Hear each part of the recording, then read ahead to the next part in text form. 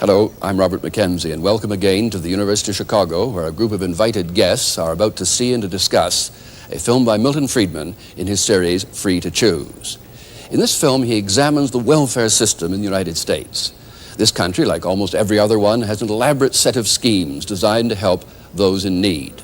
Now, do they achieve their purpose? Whatever the intention, do they work? These are some of the questions that Milton Friedman asks in this film in his series, Free to Choose.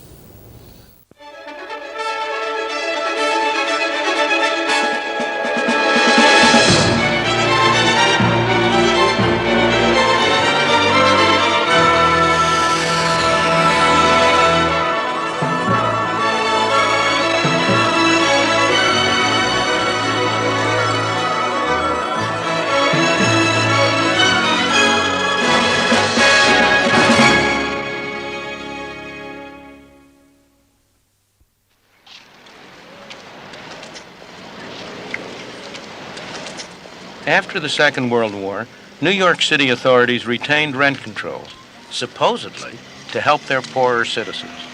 The intentions were good. This in the Bronx was one result.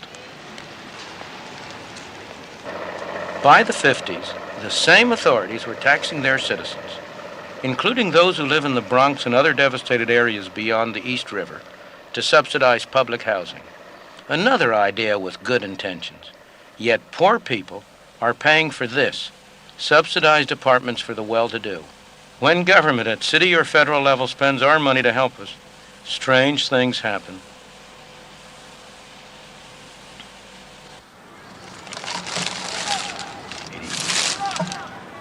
The idea that government had to protect us came to be accepted during the terrible years of the Depression. Capitalism was said to have failed, and politicians were looking for a new approach. Franklin Delano Roosevelt was a candidate for the presidency. He was governor of New York State. At the governor's mansion in Albany, he met repeatedly with friends and colleagues to try to find some way out of the Depression. The problems of the day were to be solved by government action and government spending. The measures that FDR and his associates discussed here derived from a long line of past experience. Some of the roots of these measures go back to Bismarck's Germany at the end of the 19th century, the first modern state to institute old age pensions and other similar measures on the part of government. In the early 20th century, Great Britain followed suit. Under Lloyd George and Churchill, it too instituted old age pensions and similar plans. These precursors of the modern welfare state had little effect on practice in the United States, but they did have a very great effect on the intellectuals on the campus, like those who gathered here with FDR. The people who met here had little personal experience of the horrors of the Depression, but they were confident that they had the solution. In their long discussions as they sat around this fireplace, trying to design programs to meet the problems raised by the worst depression in the history of the United States, they quite naturally drew upon the ideas that were prevalent at the time. The intellectual climate had become one in which it was taken for granted that government had to play a major role in solving the problems, in providing what came later to be called security from cradle to grave. Roosevelt's first priority after his election was to deal with massive unemployment. A public works program was started. The government financed projects to build highways, bridges, and dams.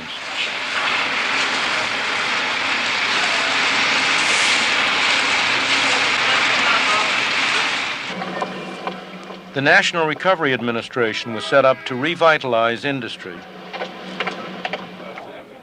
Roosevelt wanted to see America move into a new era. The Social Security Act was passed and other measures followed: unemployment benefits, welfare payments, distribution of surplus food. With these measures, of course, came rules, regulations, and red tape, as familiar today as they were novel then. The government bureaucracy began to grow, and it's been growing ever since.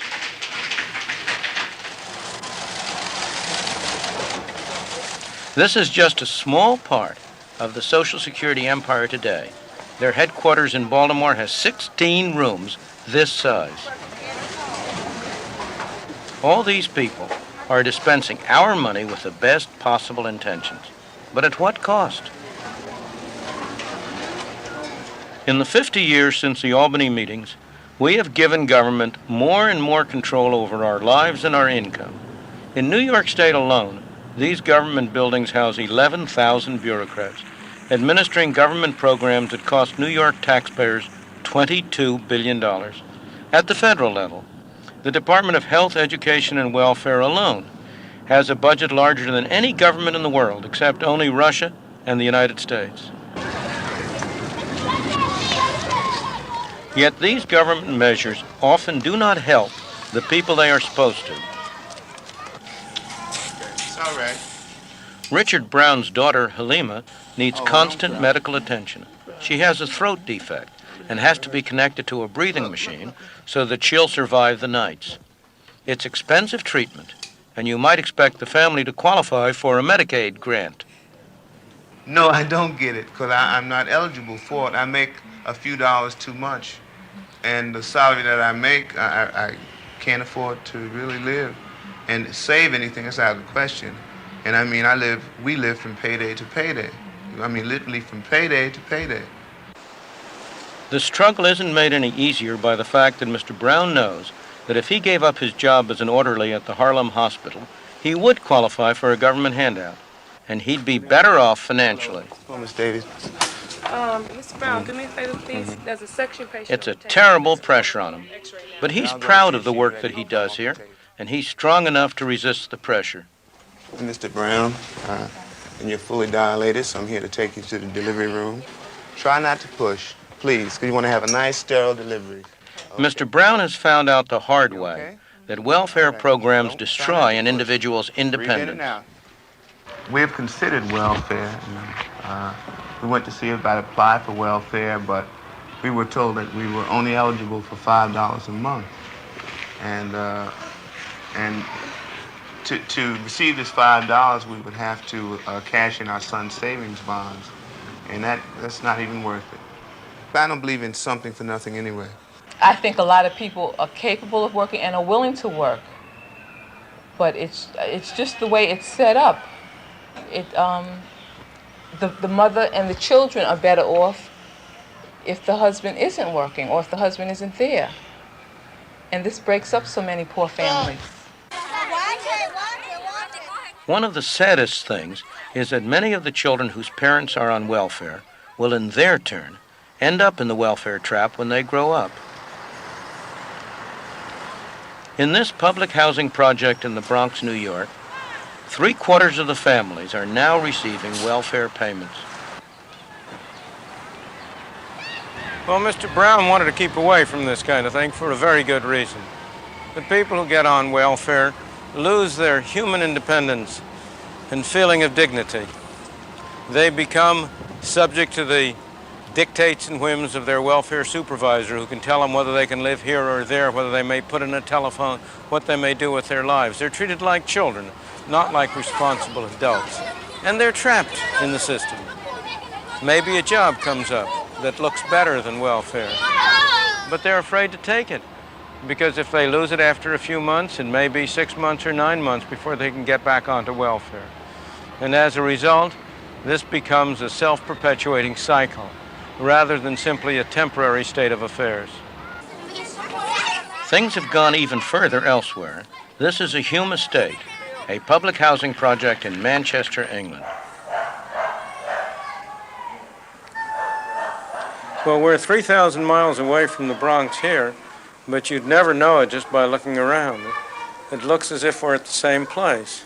It's the same kind of flats, same kind of massive housing units, decrepit even though they were only built 7 or 8 years ago, vandalism, graffiti, the same feeling about the place of people who don't have a great deal of drive and energy because somebody else is taking care of their day-to-day needs, because the state has deprived them of an incentive to find jobs, to become responsible people, to be the real supports of themselves and their families. For the past 7 years, Maureen Ramsey has had to buy food and clothes for her family out of a government handout. For the whole of that time, her husband Steve hasn't had a job. Each week, he collects what's known in Britain as Social Security. The government looks after him, his wife, and their children. But accepting welfare payments means accepting the rules of those who hand them out.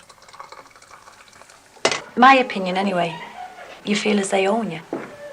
You know, there's no other way of putting it. Say I got a job tomorrow because I needed something. Well, I know that I've got to go down there and report it. Because I couldn't go into the job because you'd be looking over your shoulder thinking, oh, the Social Security's coming in. I'm going to be done for it. It's just hopeless. You can't fight against it.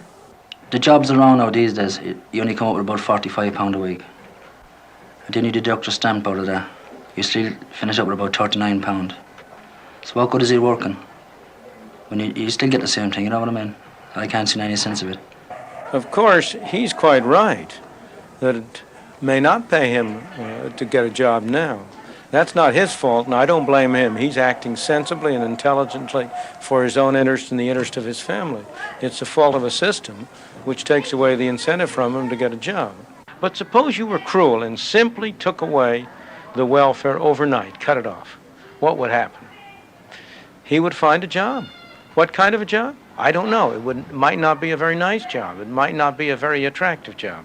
But at some wage, at some level of pay, there will always be a job which he could get for himself.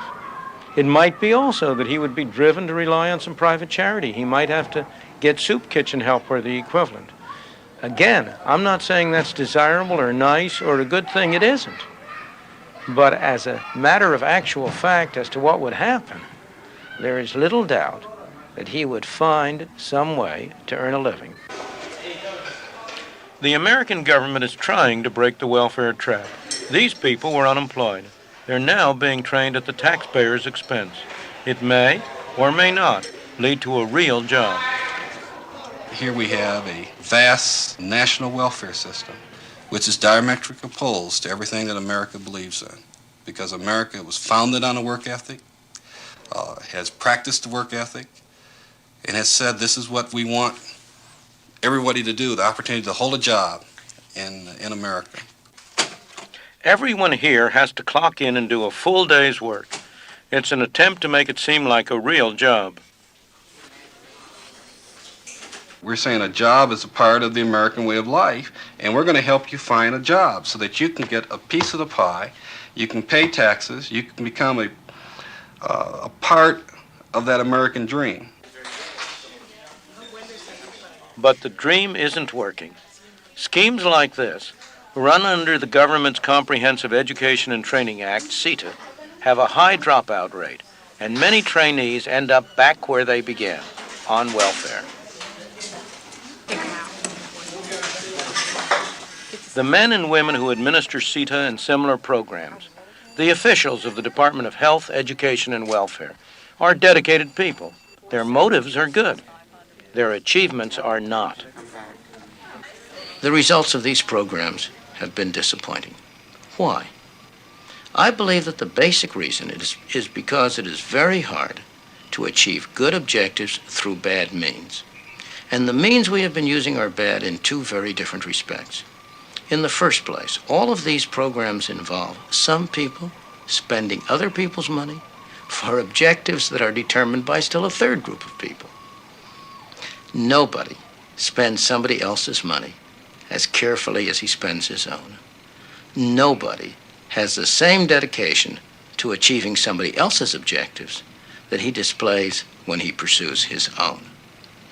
Beyond this, the programs have an insidious effect on the moral fiber of both the people who administer the programs and the people who are supposedly benefiting from it. For the people who administer it, it instills in them a feeling of almost godlike power. For the people who are supposedly benefiting, it instills a feeling of childlike dependence. Their capacity for personal decision-making atrophies. The result is that the programs involve a misuse of money, they do not achieve the objectives which it was their intention to achieve. But far more important than this, they tend to rot away the very fabric that holds a decent society together. If you think that's overstating the case, look what HEW found when it made a special investigation into the spending of the vast funds it administers. We just got the plan from the Public Health Service on reducing unnecessary beds. In these reels of tape that record every payment made, every recipient, they found evidence that a staggering $7.5 billion had been lost by fraud, waste, and abuse in 1 year.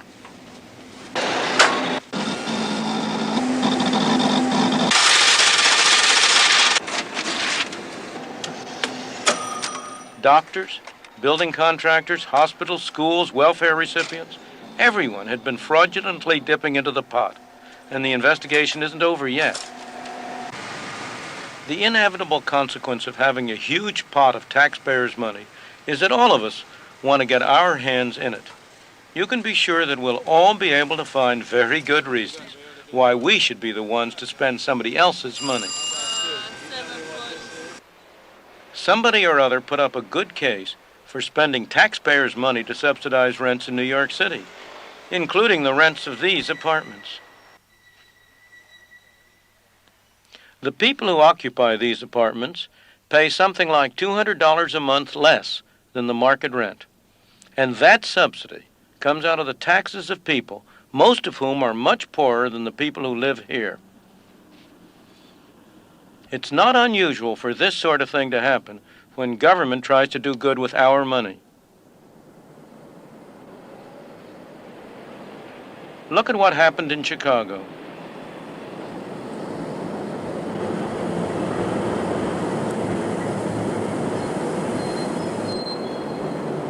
For most visitors, the immediate impression is of a rich, prosperous, bustling city.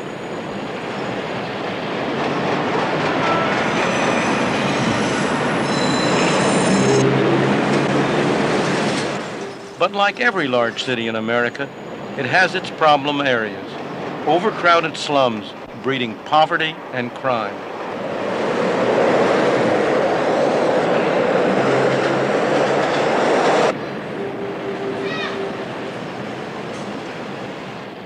After World War II, one such area developed in Hyde Park.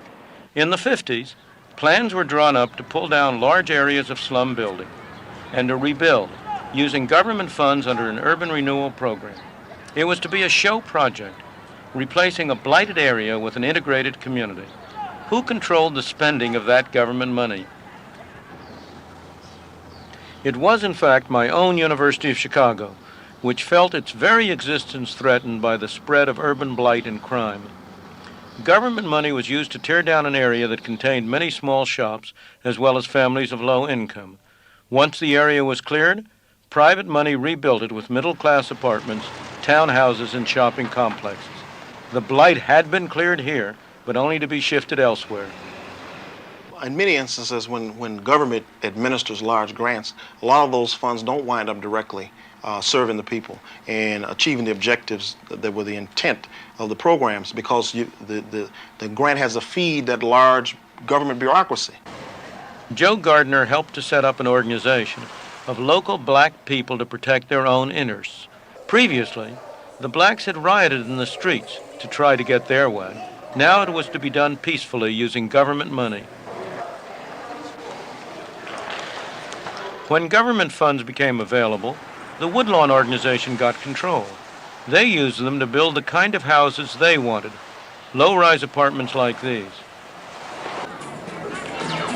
The bureaucrats, planners, and architects told them that it was uneconomical, that only high-rise blocks would work. They were wrong. A lot of people have this view that the disadvantaged, if you will, have no idea of what their problems are and how to resolve them, that it takes outside professionals to do that. And we say that's baloney, because the outside professional does not feel in his gut what a woman on welfare with 6 kids living off $100 a month in a deteriorated building feels. She can come up with solutions much better than a bureaucrat.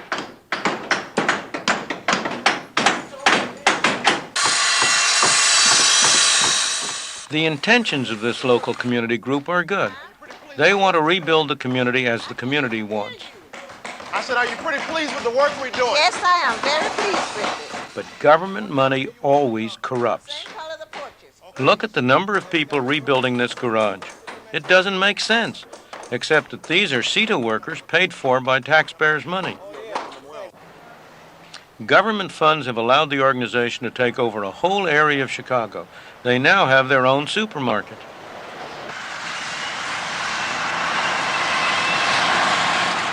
They've built splendid houses for middle-class occupiers, very expensive, protected by the latest security systems, all at the taxpayer's expense.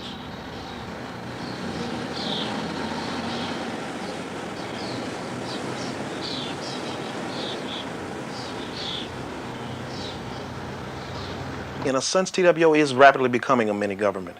At this particular point, we have approximately 400 employees. We have an operating budget of in excess of $5 million a year. So we are large. Large and expanding. Their next project is to redevelop this site. And that's only the first step in a 20-year plan that will cost $220 million, most of it coming from the taxpayers.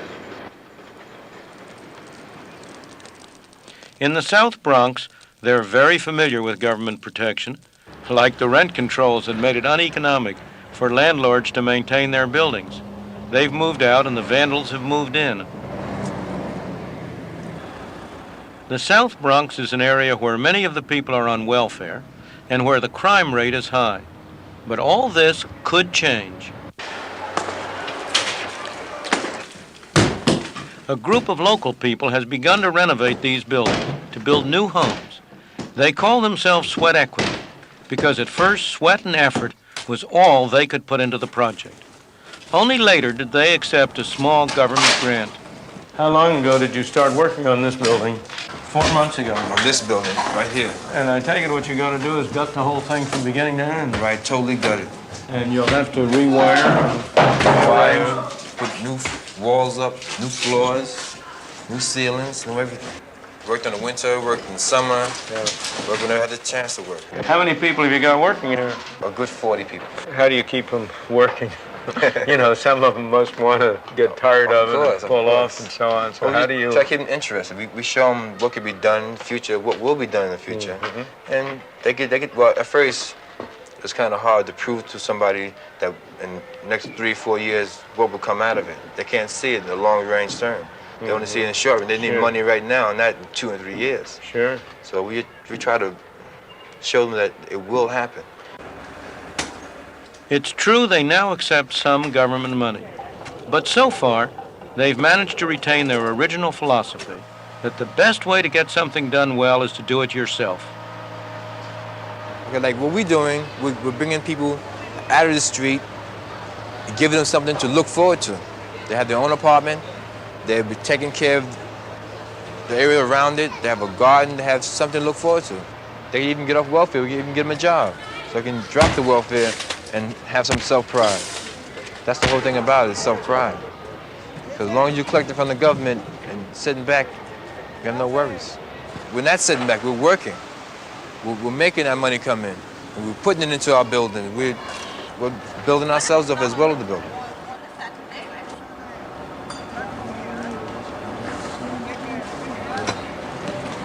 Some of these people are CETA workers, paid for by the taxpayer. But this isn't as useful as it might appear. You ask these fellows, which would they rather have, the CETA workers or the money that's being paid to the CETA workers? Which would you rather have? The money paid to the CETA. That's your answer? But that's very expensive help. In terms of what these people could use with the money, you give these people the amount of money you're paying to that CETA workers, and I'll bet they'll have twice as much, 3 times as much work out of them. Am I wrong? You're right. You're right. Exactly. So that's a very inefficient way to use that money. The problem is you've got a bureaucracy, and the government bureaucrats, they want to decide what to do. They don't want to let you decide what to do. Exactly. Ask yourself, how did this place get built up in the first place? After all, this was a pretty respectable, solid, substantial region when it was first developed.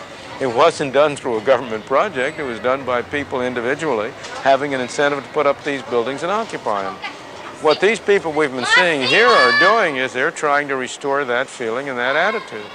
You'll have a far healthier community here if it grows out of the self-help of people like the people we've been talking to, than if it's a paternalistic venture undertaken by governmental civil servants and bureaucrats who have to plan on a large scale for other people. We must find a way to give everyone caught in the welfare trap the kind of initiative these people have. The best, or should I say the least bad solution I have ever been able to devise is something called the negative income tax. This is the idea that we should get rid of a large part of the welfare bureaucracy and of the demeaning rules, that we should help people who are poor fundamentally by giving them money. With the positive income tax, you're entitled to a certain amount of personal exemptions and deductions, and above that amount you pay tax. But suppose you have no income. Under a negative income tax, a fraction of your unused exemptions would be paid to you by the government, guaranteeing at least a minimum income. If you earned something, you'd still get a fraction of your unused exemptions, and you'd end up better off. As your earnings rose, the supplement to your income would become smaller and smaller until your earnings equaled your exemptions. At that point, you'd break even, neither paying tax nor receiving a subsidy. It's not an ideal system. It's not the system we might have liked to get into, but it's a system which would have the effect of eliminating the separation of the society into those who receive and those who pay, a separation that tends to destroy the whole social fabric. It would mean that we could each of us take advantage of opportunities that opened up without fearing that if by some chance we lost our jobs, it would be a long time before we could get back on assistance. It would be a system that would give all of us an incentive gradually to improve our lives, would perhaps enable us over time to work ourselves out of the kind of mess we've gotten ourselves into. A mess we've gotten ourselves into for the very best of motives, but with the very worst of results.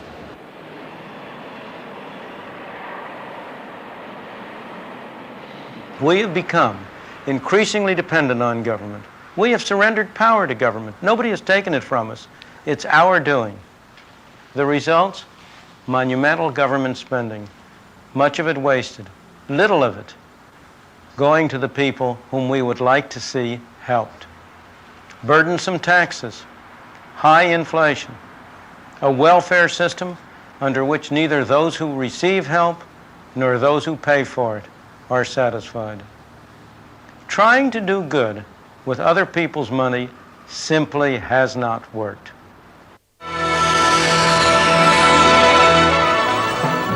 The discussion is already underway here at the University of Chicago, so let's join it.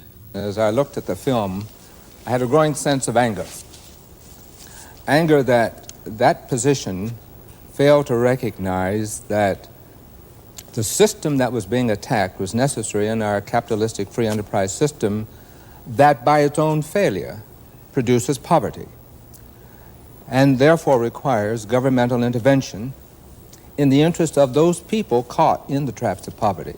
So as I sat and looked at the film and as I hear Dr. Friedman's statement, I was aroused to the point, as I said, of anger, because only half the story is told. We are really blaming again a victim, this time a system, the welfare system, for the failure of other systems to operate in the interest of people.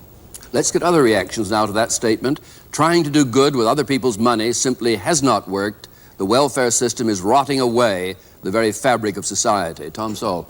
My reaction was just the opposite. My anger was at what had been created in the city where I grew up under very different conditions, during the period of capitalistic failure, during the period when there wasn't this humanitarianism, and where it was possible for people to live better and to get out of that poverty.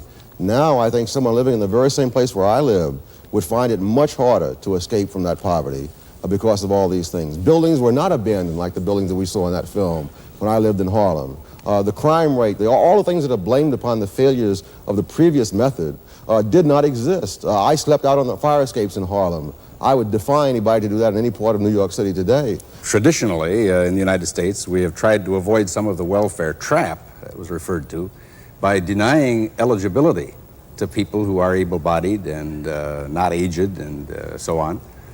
And we have therefore tried to close the welfare door to a good number of categories within the poor population. The second point that was emphasized, and I think needs to be put in some perspective, is that some, but not all, of what we might call welfare programs broadly have this very strong take-back of benefits as you earn some more money. And that, I guess, is what I would like to single out as the principal problem identified in the film, but it is not common to any and all welfare programs that one might think of.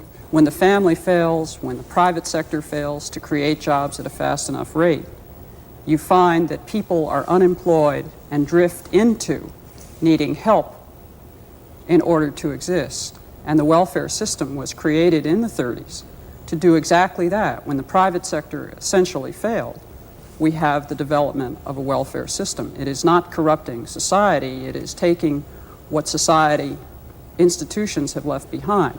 The family breaking up, the economy not expanding fast enough, the health system failing, the educational system not doing its job. We have untrained, unskilled people looking for jobs in a highly technical society, or jobs that pay so low that people cannot, in fact, live in a decent level of humanity. I see the welfare system not corrupting, but in fact taking the remains and attempting to help people live in dignity. So, rotting away the fabric of society is not supported, except perhaps by you. Would you back that phrase? Absolutely. So? You're talking about the failures of the other parts of society.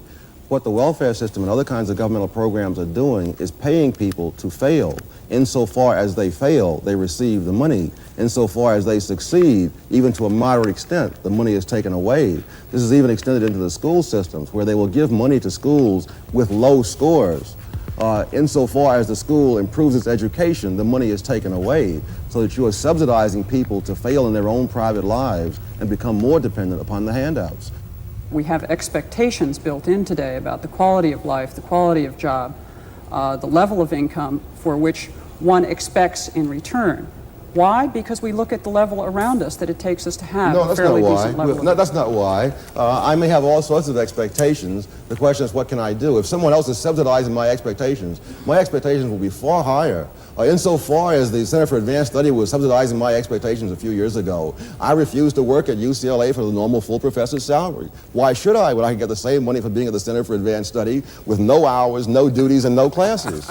Let's look at another proposition in Milton's case. The insidious effect on those who receive welfare.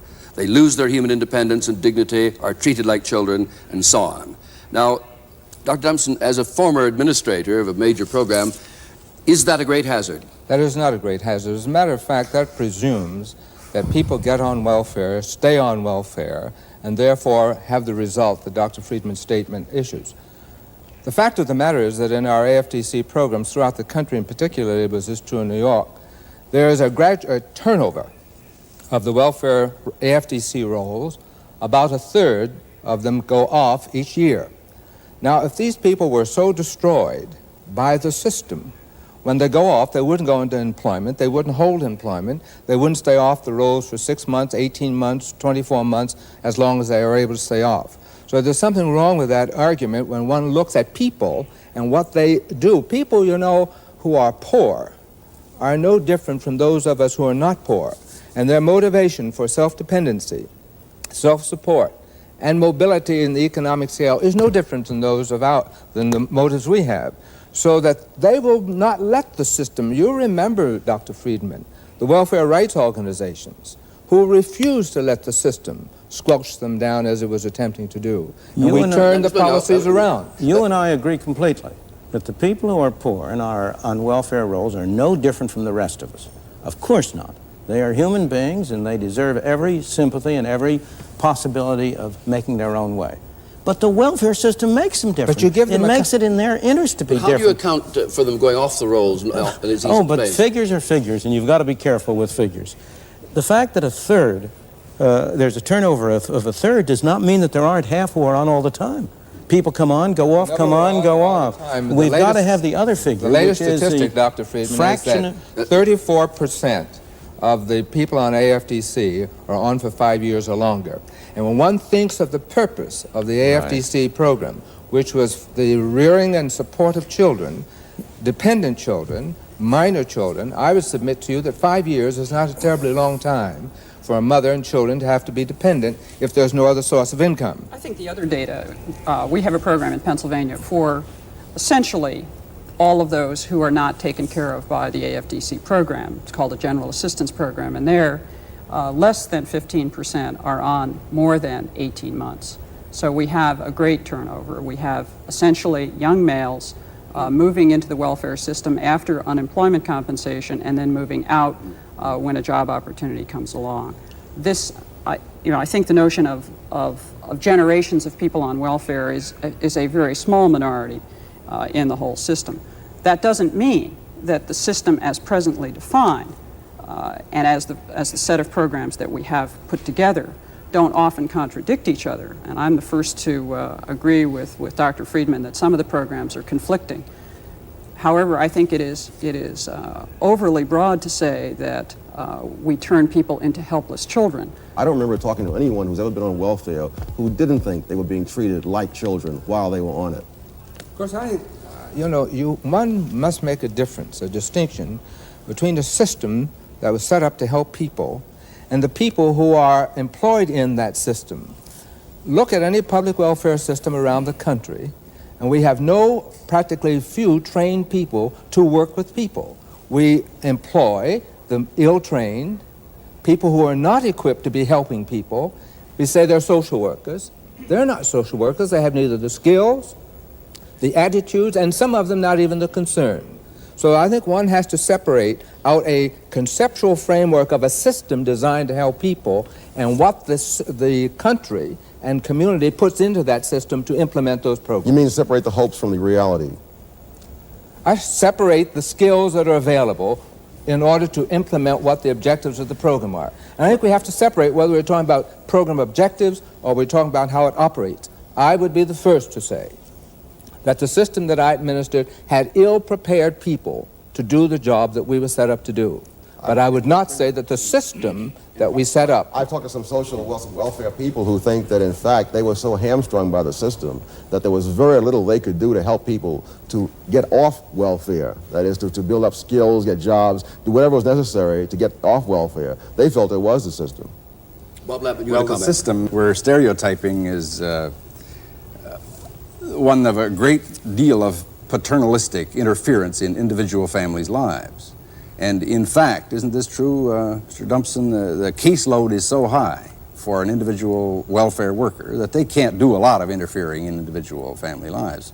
Moreover, in the last decade, there's been a real attempt to ease this welfare trap in AFDC by changing the take-back rate and by administering work expenses and child care expenses in such a way as to facilitate work by those who may want to do it. So it's not quite as harsh a picture as we sometimes get, that there is this omniscient welfare worker who's right there in the living room with the family making all their decisions for them. I've never heard of a government program which was defective, in which the people who ran it didn't say, if only we had more money to spend on what we're not being able to accomplish with the amount we're spending now. Milton, I'm going to move on now to some of your prescriptions in that film because I think it's a good ground for discussion.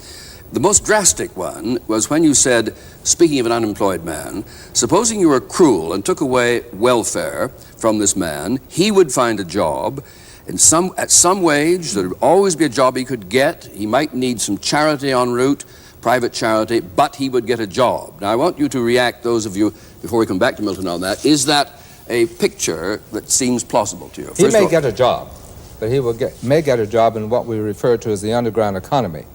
And that's where a number of our youth are now going to get their jobs. Those activities that are illegal, and the only opportunity they have for earning part of a livelihood. I think the other issue is that you have a whole group of people who are the single female head of a household. And yes, cut off welfare tomorrow. What will they do? What will be their immediate response? At what price to their small children and to their middle-aged children?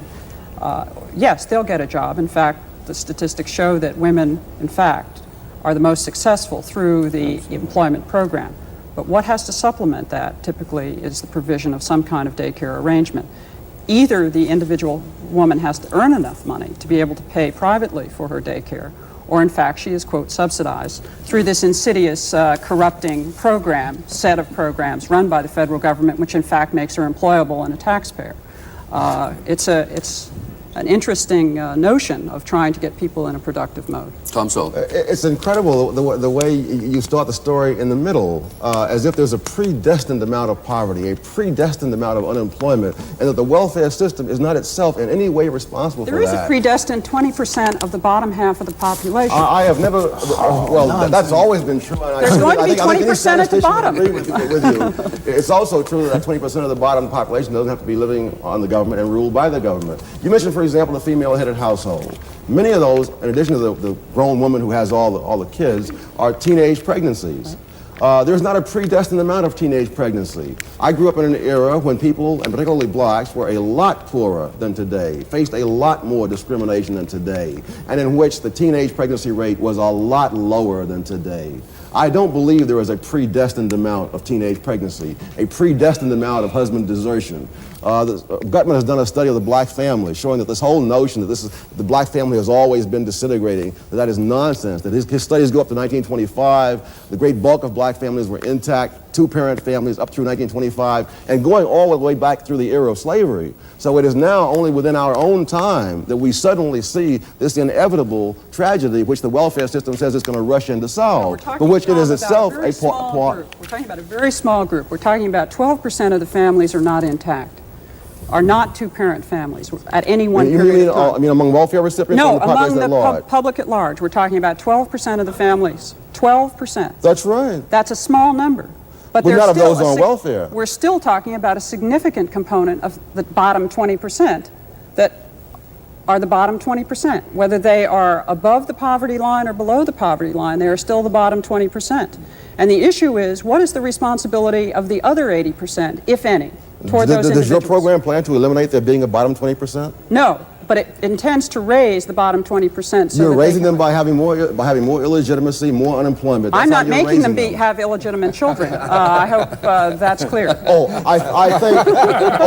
You don't have to do that. You simply subsidize it. We as human beings don't have a responsibility, but I hope we have a compassion and an interest in the bottom 20%. And I only want to say to you that the capitalist system, the private enterprise system in the 19th century did a far better job of expressing that sense of compassion than the governmental welfare programs are today. The 19th century, the period which people denigrate as a high tide of capitalism, was a period of the greatest outpouring of eleemosynary and charitable activity that the world has ever known. And one of the things I hold against the welfare system most seriously is that it has destroyed private charitable arrangements which are far more effective, far more compassionate, far more person-to-person in helping people who are really, for no fault of their own, in disadvantaged situations. I have to disagree with you, though, because I think that the whole notion of private property was excluded. Whole segments of society were excluded from the notion of private property in the 19th century, namely women, idiots, and imbeciles. And so I don't go back to the 19th century and hold that up as any paragon that we would want to replicate today. Anyway, I want Milton now to come to your major prescription, which I know you don't say is on the agenda for tomorrow, but it lies ahead. That is the negative income tax. And I'm not sure people fully understand how it would work. We can't, I think, go into the details of it, but I'd like to get a reaction around the panel, first of all. Is this a viable approach to the enduring problems of poverty? Negative income tax. I think it's a viable approach to some part of the problems of poverty. It involves, first of all, cash payments rather than in-kind payments, as I understand it. It involves payments on a non-categorical basis. What do you mean non-categorical? That is to say, it doesn't matter whether you're a female-headed family or a male-headed family, or whether you're young or old, whether you're sick or well. If your income falls below a certain level, it does pay some guaranteed income level for people based on family size, and then it has a take-back rate, which is modest, I suppose, by definition. Now, the question is how many things you want to use that program to replace.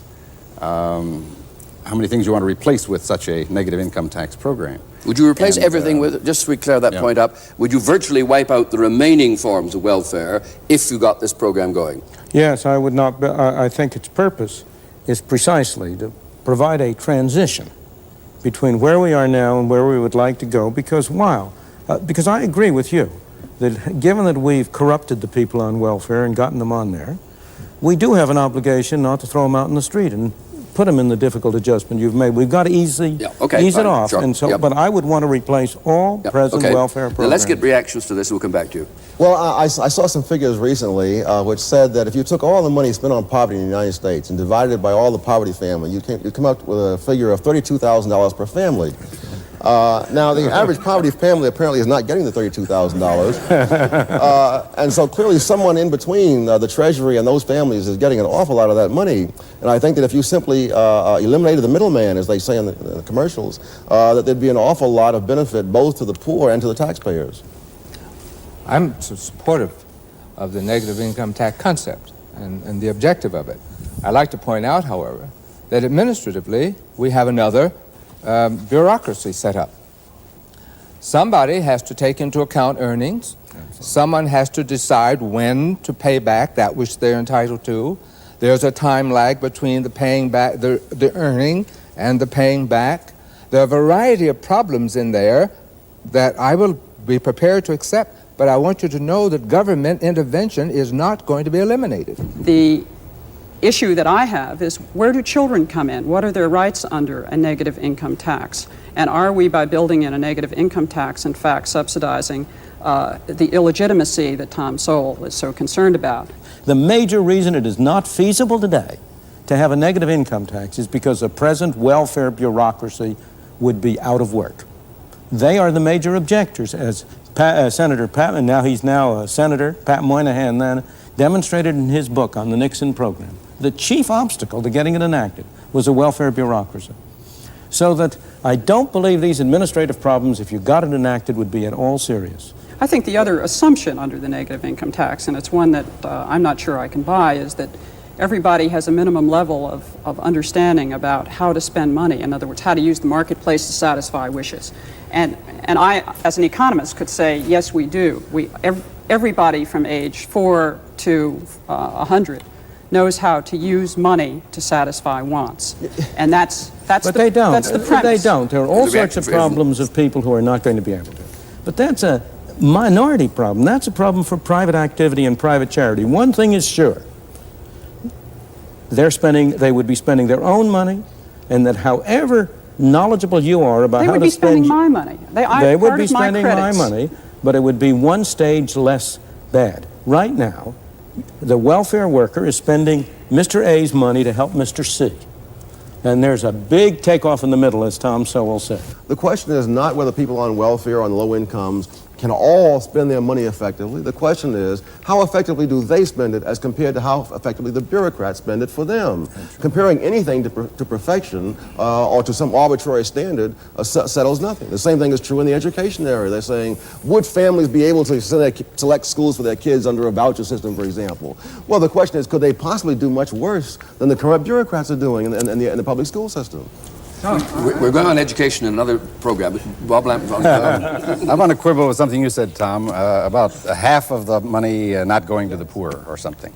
That shouldn't lead the viewer to think that all that money is going to the administrators of programs. A lot of what you're talking about goes to non-poor recipients. For example, Social Security as a program pays roughly half of its benefits to people who otherwise would not be poor. Unemployment insurance pays about 2/3 of its benefits or so to non-poor persons. And those are, in some definitions, welfare or anti-poverty programs. And that's how statisticians come up with this horrendous sounding discrepancy between the total amount of money spent and the total cash benefits that go to the poor. Well, I think it's a perfectly valid point, though, because supposedly we were not setting up unemployment benefits and Social Security in order to keep the affluent affluent. Well, this goes back to this big philosophy debate we might have. I think it's easy to oversimplify things and say that all of these programs, including the public schools, are there to be of help to the poor and the poor only. Yeah, but I will say, let me mention that the negative income tax has some of its impetus in that it would be a way of confining benefit payments to people who are income poor. Yes, and it would cut out benefits for an awful lot of people who now have expectations that they're going to get them, not in the form of public assistance, but in the form of social insurance, as we use the Or an argument could be made for not disappointing the expectations on which people have built their lives for one generation, but not of continuing for eternity in order to avoid one generation of transition. What are the other hurdles to it getting underway? Now, you said, I don't know how seriously, the biggest, and almost the only hurdle is the welfare bureaucracy. No, they're the biggest immediate group of lobbyists that will lobby against it. Yeah. The biggest hurdle to getting it over at the moment is that there is no way of constructing a sensible negative income tax system that will not hurt some people. There will be some people who will get less money than they are now getting under it, particularly those in the upper income groups, particularly the affluent who are now being subsidized by the welfare. And they will make it politically difficult for the people to put it into effect. The attempt is to put a negative income tax in effect, which costs less money, is easier to administer, and yet which doesn't pay anybody in the society $1 less than he's now getting. There's no way in which you can construct such a program. But although it's not politically feasible now, the force of history is on its side. It's going to become political feasible. Let's not say that give the impression that welfare administrators were against negative income tax, the FAP program, for example, as Moynihan says, because they would lose their jobs, for example. Many of us were opposed to it because of certain features in that program. A $2,400 level for a family of 4. We were opposed to that. And if one goes down the congressional record, those who testified will be shown to be saying, yes, we're for it conceptually, but we're against this piece and this piece. If you change that, you have our support. I was in the same position. I first proposed the negative income tax 25 years ago, but I testified against the final version of the Nixon plan. Why?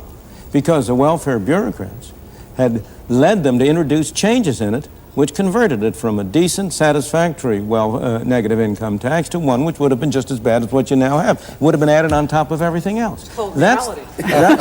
It's political reality, but political reality changes. And that's the important thing. I want to say one more thing about this whole problem that we've been talking about. And that is, going back to Bob Lampman's comment, there is one thing that can be said in favor of the welfare program, unaccustomed as I am to saying anything in favor of it, and that is that it is the only social program I know of which at least, on the average, gives money to people who are in lower income classes than those who pay the taxes. Every other welfare program, not only does a lot of money go to the people who are well off, but on the average, the poor are taxed and the well-to-do are subsidized. We in the upper income classes have been very clever at conning the poor suckers at the bottom to pay us nice salaries as bureaucrats and to provide us with nice benefits at their expense. And at least the welfare program doesn't do that. And what you state with great confidence that it will come, the negative income tax, even though you recognize the hurdles. Why are you so sure it will come? Because the present system has within it the seeds of its own destruction. There is no way in which a system constructed like the present, in my opinion, can avoid creating more and more social problems, and something is going to have to be done. Nobody has proposed any alternative. So far as I know, there is no effective alternative to the negative income tax, and so it gets knocked down, and it keeps rising, it gets knocked down, and it keeps rising. Yeah, finally raise the question, though, whether in any modern industrial democracy like this one, it's conceivable the system can be run without a fairly elaborate welfare underpinning of some kind. What do you feel, Ms. Bonin? I don't think it can be, because I think essentially the set of welfare programs reflect the values of this society. That if it didn't, there would have been revolt long before now. Yes, there are rumblings about its cost, and I think that's primarily a function of rapid rates of inflation eroding real income earning power of the middle class taxpayer. But I think on one level, we wanted to give up the responsibility of caring, the responsibility of day-to-day actual caring. And in a technical, modern, industrial society like we have, the the tax system and the government system is probably isn't viable alternative. I don't think we're going to get out of it. I don't think you're going to see private charities who can take my money that I am free to give or not give and essentially make a difference in people's lives of any substance on any level. I don't think that has anything to do with society being modern, technological, or industrial. It has to do with an ideology, and particularly an ideology that is very strong among academic intellectuals and in the media. And I think that as time goes on and more intelligent ideas replace the kinds of vague visions that dominate today, that the political climate will change, and that's the only thing that stands in the way of reform right now. James Dunson? I don't think you're going to get rid of the system, but I'm interested in a welfare system. I'm interested in Tom's last statement about academicians and theorists and so forth. We forget that we're talking about people, and we may sit in the ivory tower and talk about whether this system will work, and ideologically why it won't work. At the same time, there are masses of people outside who are locked out of the system that you and I are part of. And somehow we've got to make sure that those people are taken care of. And the short of not doing it, of course, means that your safety and my safety and the vitality of this government and of our country is at stake. The mayor of the city of New York asked me when we had a strike, what would I do if I couldn't get checks out to people when our workers were on strike? And I said to him after the first month, chaos. And he said, what do you mean? I said, no man or woman in the city of New York, you included, Mr. Mayor, will be safe if we cannot take care of people who Well, there we leave this discussion, and hope you'll join us for the next episode of Free to Choose.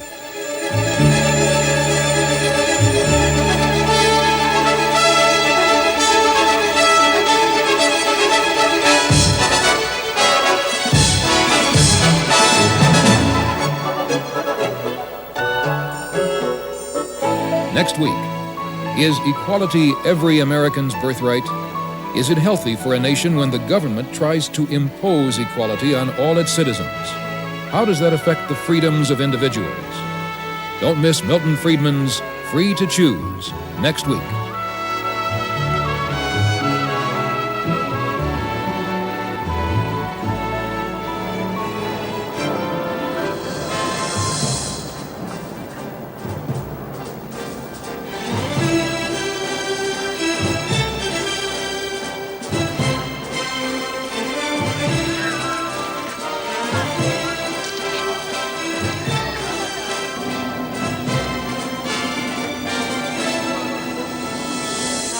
Okay, so everything's gonna be fine. Just keep breathing in and out.